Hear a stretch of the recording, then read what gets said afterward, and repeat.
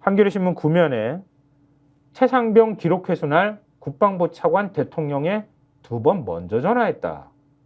지난번엔 대통령이 신범철 차관한테 전화했다고 했었잖아요. 그런 줄 8월 알았죠. 2일 날 그 해병대 수사단이 그 수사 보고서를 경북경찰청에 이첩한 날 대통령이 신범철 차관이 당시 국방부 장관 대행했었으니까, 왜냐하면 우즈베키스탄에 이종섭 장관이 나가 있었잖아요. 이종섭 장관하고 연이어 3차례 통화를 시도했고, 그리고 난 다음에 신범철 차관한테 전화했었다고 했잖아요. 근데 신 차관도 대통령한테 전화를 했다고? 그러니까 대통령은 이렇게 온갖 데 전화를 이렇게.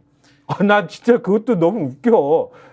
그러니까 이 국방부 검찰단이 최상병 사건 기록을 회수한 지난해 8월 2일, 이날 많은 일이 일어났는데 신범철 당시 국방부 차관이 윤석열 대통령에게 2차례 먼저 전화를 건 사실이 추가로 확인됐다는 내용이에요. 네. 앞서 윤 대통령이 이날 신 차관에게 한 차례 전화를 건 사실이 드러난 바 있는데, 그랬죠. 네. 이번 통화는 그 전에 이뤄진 것이다.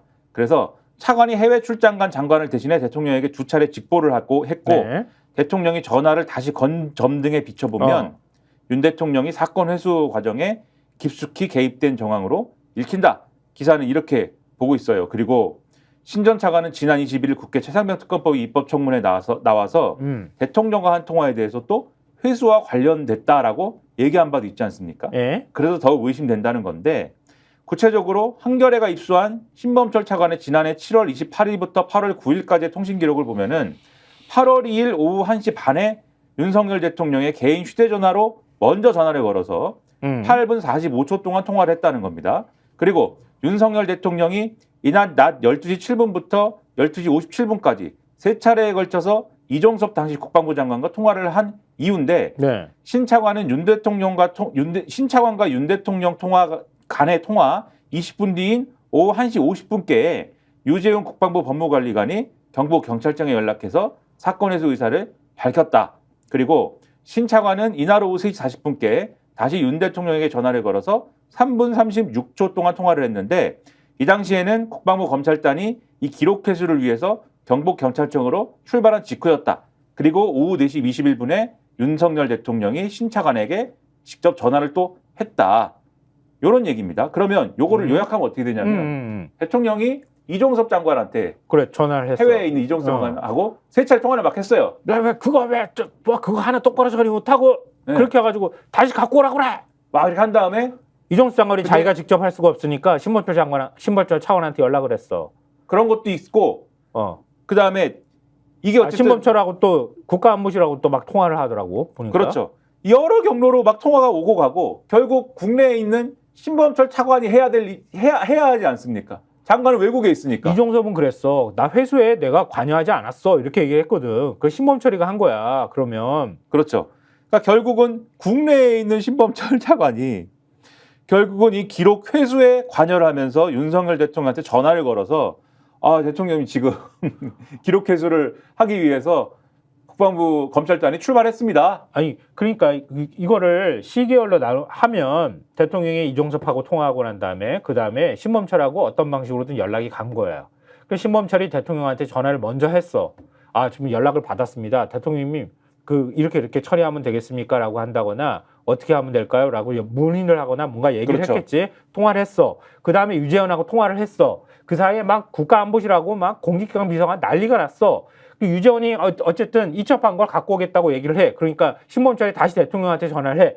요래요래 해서 회수를 하고 오도록 한다고, 회수에 오도록 국방부에서 조치하겠습니다. 이렇게 보고 전화를 했을 가능성이 매우 높다는 거잖아. 그렇죠. 지금 출발했습니다. 왜냐하면은 3시 40분께 신범철 차관이 다시 윤석열 대통령한테 전화를 걸어서 통화한 때는 국방부 검찰단이 기록 회수를 하기 위해서 경북경찰청으로 출발한 직후였기 때문에.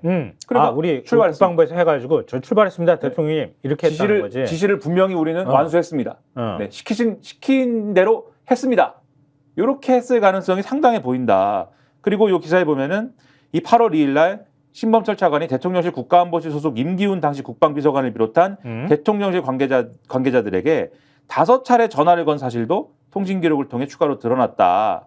그러면 결국은 이 회수 과정에서의 어떤 이 중요한 어떤 이 실무적인 부분들은 신범철 차관이 이 그랬어. 상당한 역할을 맞아. 갖고 이 지휘를 했다고 볼 수 있고 이날 임기훈 비서관한테 3차례 조태용 당시 대통령실 국가안보실장 이시원 당시 대통령실 공직기관 비서관에게 한 차례씩 전화를 걸었다. 그러면 임종득 국가안보실 2차장, 조태용 실장, 이시원 비서관 등 대통령실 관계자들이 신 차관에게 전화를 건 기록 5건까지 더하면은 신 차관은 이날 하루 10번이나 대통령실 관계자들과 전화를 주고받은 셈이 된다.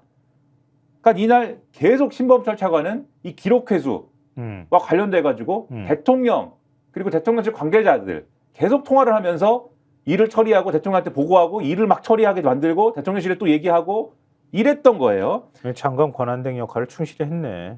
그렇죠. 그리고 이 기사 마지막에 보면은 이 대목이 나오는데 최상병 순직 사건 외화부 의혹의 핵심 인물인 유재훈 국방부 법무관리관에게 신범철 차관이 1시간도 안 되는 사이 5차례 전화를 건 사실도 확인이 됐다. 그리고 유 관리관이 이날 오후 4시 59분 대통령실에서 걸려온 내선 전화를 받은 기록도 새로 확인이 됐다. 13분 전쯤 이시원 비서관과 통화했는데 거듭 대통령실 쪽에서 전화가 걸려온 것이다. 그러니까 신범철하고 유재원 입만 열게 만들면 되겠네. 그렇죠. 그죠? 그러면 다 꿰맞춰지겠는데? 근데 그러니까? 그런 사람이 지금 또 한둘이 아니에요. 그러니까 누가 입을 제대로 열면은 이게 다 규명되겠네. 하기야 그것도 다 규명되지 않아. 어제도 우리가 JTBC 보도 전해드렸잖아요. 그렇죠. 영부인이 거기 끼어들었잖아 지금. 의심되죠. 네. 거기다가 주가 조작 사건하고도 연결이 돼. 그러니까요. 이게 뭐야? 그러니까 대통령을 움직이고 누군가가 대통령을 움직이고 임종득이가 움직일 만한 힘은 없잖아요, 솔직히. 그렇죠. 그러니까 누가 대통령을 움직이고 대통령이 그 사적인 어떤 민원이든 뭐든 이거 의심의 그림을 그리자면 그걸 들어주면서 그걸 가지고 공적 라인을 다 아예 조사버렸다는 거 아니야. 그렇죠. 불법인지 합법인지 뭐 이것도 개념 없이 그냥 막 덤벼들었다는 거 아니에요. 밑에서는 전전긍긍하면서 말도 안 되는 짓을 했다는 얘기가 되는 거잖아. 크게 그림을 그려보면 국정농단이지 뭐 이건. 저희가 얘기할 때 오셔가지고 라이브로 관전하시기 바랍니다. 반드시 주변 사람들 데리고 오시기 바랍니다. 구독, 좋아요, 알림 설정 해주시기 바랍니다. 좀 살려주십시오, 저 좀.